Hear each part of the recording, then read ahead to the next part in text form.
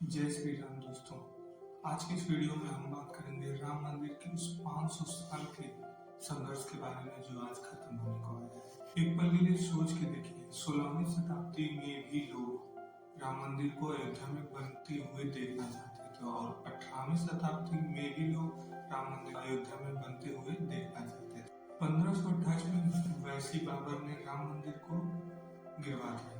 190 साल बाद राजा जय सिंह ने वहाँ के आसपास के लोगों से मिलकर मस्जिद के बगल में राम मंदिर के लिए जमीन लेने की कोशिश की थी। और क्योंकि उस समय उनका अगल बगल के लोगों से बात व्यवहार सब अच्छे थे, तो उन्होंने कोशिश किया कि राम मंदिर के लिए जमीन ले लिया जाए और फिर बाद में उसमें राम मंदिर बनवा दिया। लेकिन उनकी तमाम कोशिशों के बाद उनको तो जमीन देने से मना कर दिया। उसके बाद कई कोशिश करने के बाद राजा जय सिंह ने मस्जिद से लगभग 150 फीट दूर राम जी का एक चबूतरा बनाया जहाँ हिंदू लोग अपनी पूजा कर सकते हैं और अपने आस्था को जिंदा रख सकते हैं। 1947 के बाद जब देश आजाद हुआ तो लोगों की अपेक्षा और बढ़ गई राम मंदिर के लिए कि राम मंदिर बनेगा, पर किसी भी राजनीतिक पार्टियां उसमें इंटरेस्ट नहीं ले। 1838 में सर्वे किया जाता है ASI के द्वारा और पता लगाया जाता है कि क्या सचमुच बाबरी मस्जिद की जगह पे राम मंदिर था।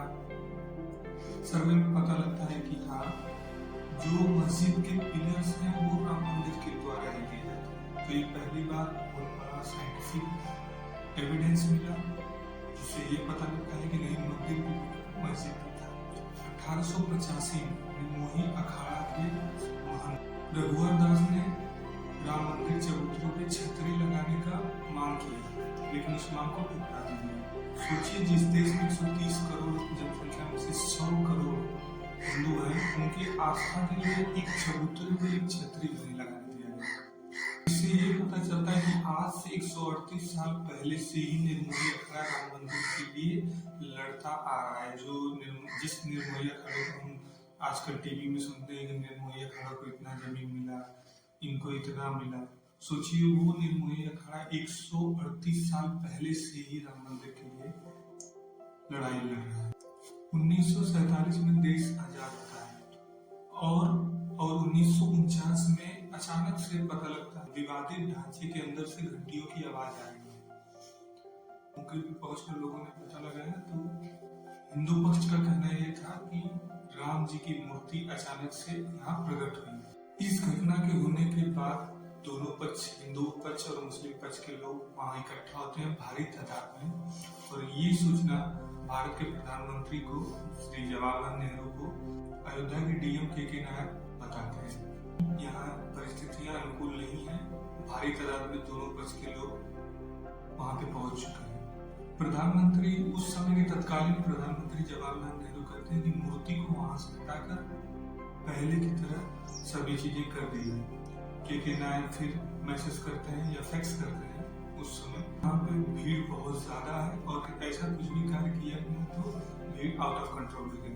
ये बात कहकर KK नायक अपना इस्तीफा दे देते हैं और उस इस्तीफे में एक सलाह दे देते हैं, वहां पे लोहे की फेंसिंग कर दी जाए और किसी भी पक्ष को अंदर न आने दें। ये सुझाव प्रधानमंत्री को अच्छा लगता है और वो KK नायक का इस्तीफा नहीं मंजूर करते हैं। इसके बाद 35 साल गुजर जाते हैं, तमाम पक्ष सुप्रीम कोर्ट में अपने नेता को पेश करते हैं। 35 साल बाद 1980 में BJP भारत में सरकार बनाती है और उनके हिंदूवादी होने के कारण तमाम राम भक्तों की आशाएं और बढ़ जाती है कि अब मंदिर बने। फिर लाल कृष्ण अडवाणी की सोमनाथ से लेकर अयोध्या तक एक कार सेवकों के साथ रैली निकालती है, उनको बिहार में अरेस्ट कर लिया जाता है।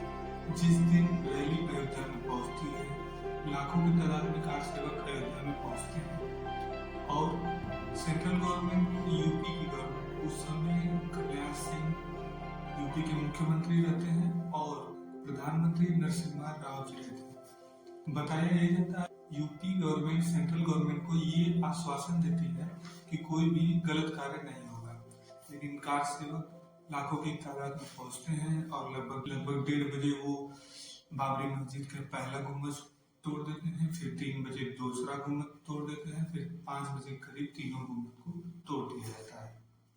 फिर सभी केसों को एक जगह लाया जाता है। सभी केसों को देश के तमाम हिस्सों से एक जगह लाया जाता है और वहीं पे उसकी सुनवाई होती है।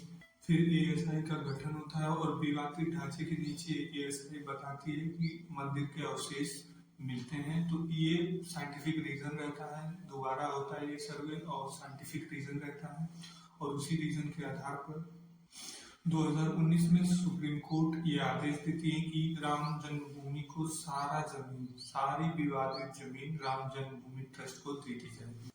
5 फरवरी 2020 को ट्रस्ट का गठन होता है और निर्माण कार्य शुरू होता है। और जैसा कि आप जानते हैं कि 22 जनवरी को 2024 जो आने वाला है, और तमाम हिंदू पक्ष काफी खुश हैं। आशा करते हैं अब अपने आने वाले समय में आप सभी लोग अयोध्या जाएंगे।